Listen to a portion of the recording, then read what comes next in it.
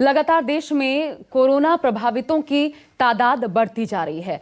प्रधानमंत्री ने भी अपने संबोधन में जो सबसे बड़ा संदेश, अहम संदेश दिया, चिंता व्यक्त की, वो थी लोअर तबके के लोगों के लिए जो अपने दम पर इलाज नहीं करवा पा रहे। उनके लिए सरकार ने क्या प्रावधान किए हैं? आयुष्मान भारत जो पीएम योजना है वो कैसे इन लोगों को लाभ पहुंचा रही है?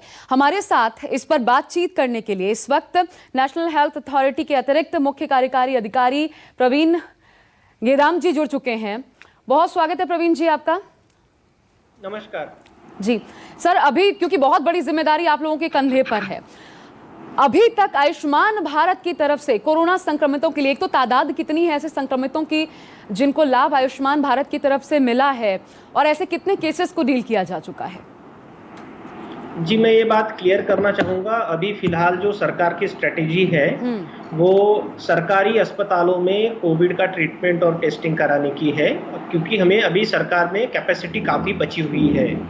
आयुष्मान भारत ये जो योजना है ये जो लोगों को सरकारी और प्राइवेट हॉस्पिटल में जाते हैं उनका ट्रीटमेंट रिएम्बर्स कराने के लिए है। सरकार में अभी टेस्टिंग और ट्रीटमेंट चल ही रहा है। यदि इसका कैपेसिटी एग्जॉस्ट हो गया तो इन एंटीसिपेशन प्राइवेट में जब जाना हमको जरूरी लगेगा भेजना लोगों को, तब आयुष्मान भारत के तहत हम उसका पेमेंट करवाएंगे ताकि पेशेंट को खुद को कुछ भी खर्चा ना हो।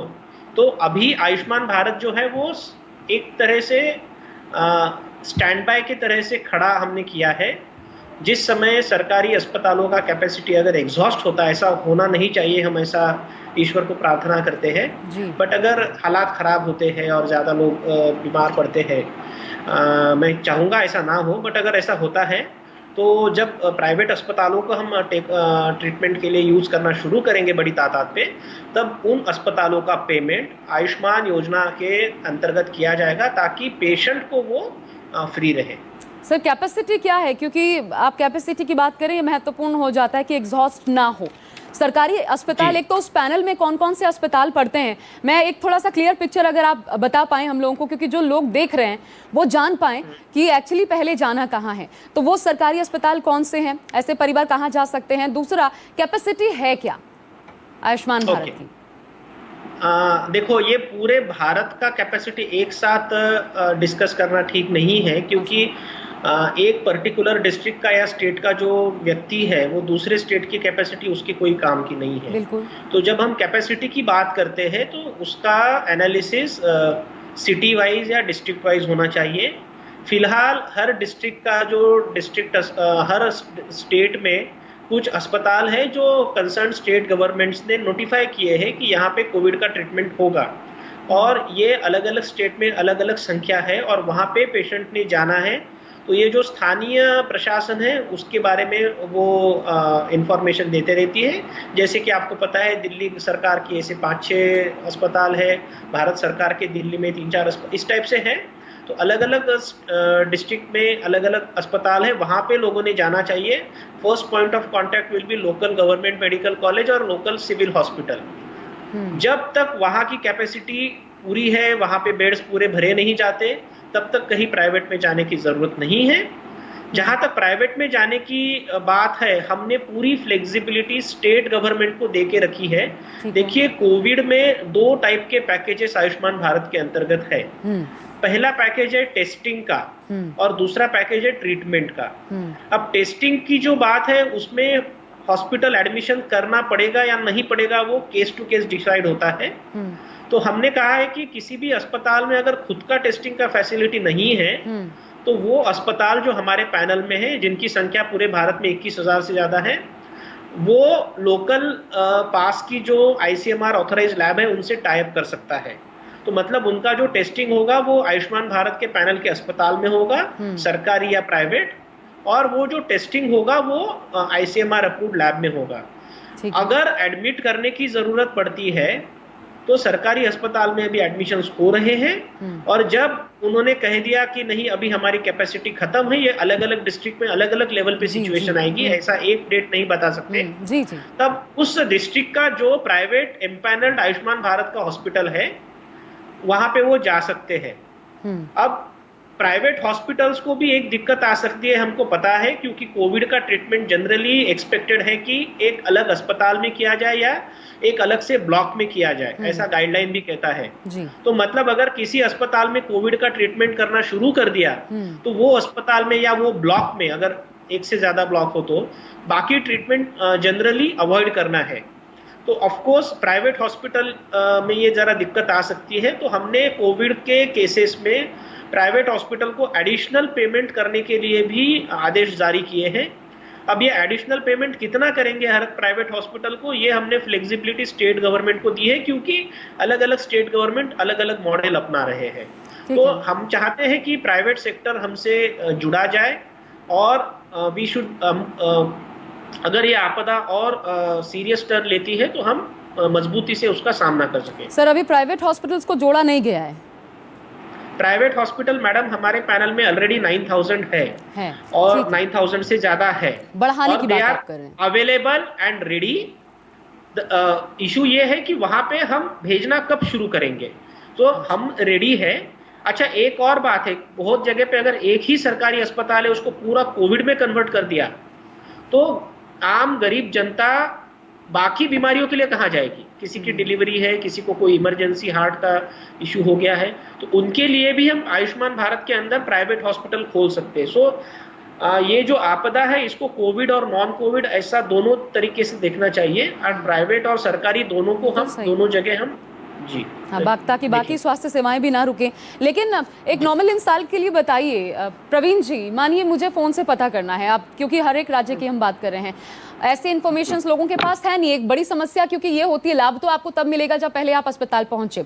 तो पहले ये समस्या है कि अगर मुझे फोन से पता करना है कि कौन सा सरकारी अस्पताल या फिर कौन से प्राइवेट अस्पताल इम्पैनल्ड हैं, तो एक तो पता कैसे करें, ये जिम्मेदारी किसकी होगी, किसके जरिए पता किया जा सकता है, लोकल एडमिनिस्ट्रेशन को कैसे जिम्मेदार बनाया जा रहा है?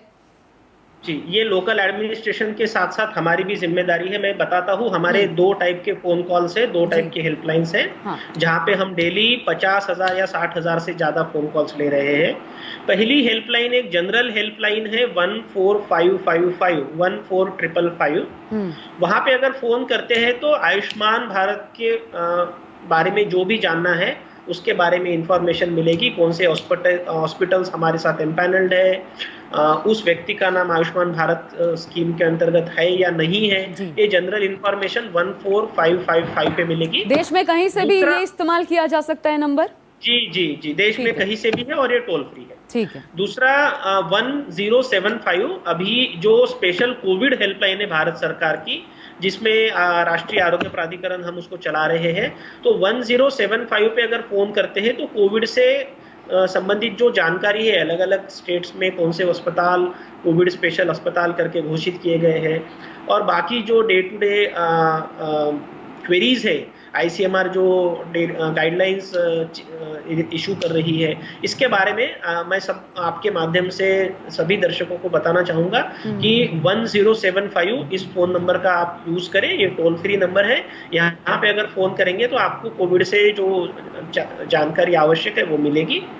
मैं आपको ये भी बताना चाहता हूँ, आरोग्य सेतु जो ऐप है भारत सरकार का, वो भी एक संवाद का अच्छा जरिया बन सकता है। तो जो बहुत सारे क्वेश्चंस है उसके थ्रू आप भेज सकते हैं। मैं सभी दर्शकों को बताना चाहूंगा कि उस पे एक सेल्फ असेसमेंट का भी टैब है, तो जहां पे आप उचित आंसर्स देके खुद की कंडीशन का एनालिसिस कर सकते हैं। आरोग्य सेतु एक और जरिया है जिसके थ्रू आप सरकार से जुड़ सकते हैं। बिल्कुल, इसके महत्व को लोग जान भी रहे हैं। प्रधानमंत्री ने भी अपने संबोधन में इसका जिक्र भी किया था। लेकिन 1075 जिसका प्रवीण जी आपने जिक्र किया, मुझे बताइए कि क्या अगर मानिए किसी में कुछ ऐसे लक्षण खुद में पाए जा रहे हैं, 1075 अचानक कोई अकेला है, घर में स्वास्थ्य बिगड़ जाता है, तो क्या 1075 पर आम जन भी और आयुष्मान भारत के तहत आने वाले लोग भी 1075 पर अगर फोन करते हैं उनको मदद मिलेगी? जी जी, आयुष्मान भारत और नॉन आयुष्मान भारत 105 है, सभी लोगों के लिए है। वहां पे फोन करने से आपको मदद करने का भी जरिया उपलब्ध किया जाएगा। तो किस किस तरीके की मदद सर इस हेल्पलाइन नंबर से हमें मिल सकती है? अगर एम्बुलेंस चाहिए तो क्या मिलेगा? वो हम लोकल एडमिनिस्ट्रेशन से कनेक्ट करवा सकते हैं। लेकिन मैं एम्बुलेंस के लिए जो ज़्यादा फेमस नंबर है सबको पता है, अलग अलग स्टेट में, बहुत से स्टेट में 108 है। ये काफ़ी फेमस और काफ़ी पॉपुलर है एम्बुलेंस के लिए, क्योंकि क्या है कि हम चाहते हैं कि फ़ोन कॉल में ज़्यादा टाइम वेस्ट ना हो। 1075 ये सेंट्रल हेल्पलाइन है भारत सरकार की। हर डिस्ट्रिक्ट की खुद की एम्बुलेंस सर्विस है 108। कुछ स्टेट्स में उसको 102 या 104 ठीक भी है। जाना जाता है। तो अगर मैं चाहूँगा कि अगर सुपर इमरजेंसी है, हालांकि कोविड में ये बाकी हार्ट अटैक और ऐसे इसमें ज़्यादा ज़रूरी हो सकता है, तो 108 मैं चाहूँगा सब लोग should approach for getting the ambulance. Sir, आज ही मैं किसी का वीडियो देख रही थी, उसमें एक महिला थी जो कि प्रभावित थी, उनको ऐसे सिम्टम्स थे, रात के वक्त सांस में क्योंकि तकलीफ होने लग गई, पहले आरएमएल, एक तो एम्बुलेंस बुलाने की उन्होंने कोशिश की, इसलिए भी मैं आपसे ये सवाल पूछ रही थी, एम्बुलेंस उन तक पहुंची नहीं, बाद में किसी तरीके से अपने बेटे के जरिए वो पहुंची, आरएमएल पहुंची, वहां पर उनको एक कोने में बिठा दिया गया, कौन आकर के देखेगा या कब जांच होगी इस बारे में कोई इन्फॉर्मेशन नहीं थे। फिर कहा गया कि वहां पर बेड नहीं है, आप एलएनजेपी चले जाइए, वहां पर वो महिला गई, वहां पर भी उनको कोई इलाज नहीं मिला। ऐसे तमाम लोग होंगे, क्योंकि जरूर ये बात है कि कोशिश करें, लेकिन आपने जैसे कहा कि बहुत बड़ी आबादी है, लगभग शायद 50,000 आपने जिक्र किया, इतने फोन कॉल्स रोजाना आप लोगों को प्राप्त हो रहे हैं, तो बहुत बड़ी आबादी है जो लोग पहुंचते होंगे, इसलिए भी शायद संभव नहीं हो पा रहा हो। लेकिन ये चीजें एक डर पैदा करती है, क्योंकि वो महिला दोबारा अपने घर गई अपने बेटे के साथ, रास्ते में एक रिक्शा उन्होंने किया, उसके जरिए वो पहुंची, उनको मदद मिल नहीं पाई, बाद में क्या हुआ मुझे नहीं पता। लेकिन ये बड़ी बात है कि ऐसी अवस्था में लोग क्या करें, अस्पताल जिम्मेदारी निभा रहे हैं, ठीक है, लेकिन ऐसे मामलों में आप छोड़ नहीं सकते हैं, क्योंकि एक एक केस महत्वपूर्ण हो जाता है, तो फिर शिकायत कहां करें, क्या करें ऐसे लोग? जी, ये पर्टिकुलर केस के बारे में जो हालांकि मैं नहीं जानता हूँ एग्जैक्ट सिचुएशन क्या है, बट मैं ये कहना चाहूँगा कि ये केस अगर हमने सिंबॉलिक तरीके से भी दिया तो शायद हो सकता है कि हम भारत की जनसंख्या और जो अभी फिलहाल प्रेशर है हेल्थ सिस्टम का, उसका अगर थोड़ा सा अंदाजा किया जाए तो शायद इक्का दुक्का केसेस ऐसे अलग अलग राज्यों से उन्हीं आ सकते स्थितियों में मैं हैं। जानना चाहती हूँ तो सर, क्योंकि ये ठीक जी नहीं जी है, उन्हीं स्थितियों में कोई क्या करे, कहाँ गुहार लगाए? जी, मैं उनको ये हेल्पलाइन पे भी फ़ोन कर सकते हैं, और हम ये फिर से आश्वस्त करना चाहते हैं कि हम ये बार-बार मैसेज भारत सरकार की ओर से सभी जिला प्रशासनों को और राज्य सरकारों को जा रहा है कि इस तरह के प्रॉब्लम्स क्रिएट ना हो। इसलिए जो एसओपीज़ है जो डिस्ट्रिक्ट लेवल पे और हॉस्पिटल लेवल पे फॉलो करना चाहिए, उसको और फाइन ट्यून किया जाए, क्योंकि ये एक ऑपरेशंस और मैनेजमेंट का इशू है। हो सकता है कि कहीं all of a sudden work pressure किसी अस्पताल में ज़्यादा हो गया, या फिर 100 बेड है और 150 मरीज आ गए, तो ये इश्यूज ऑपरेशनल इश्यूज है, उसको हम केस टू केस बेसिस पे ही हम डील करेंगे।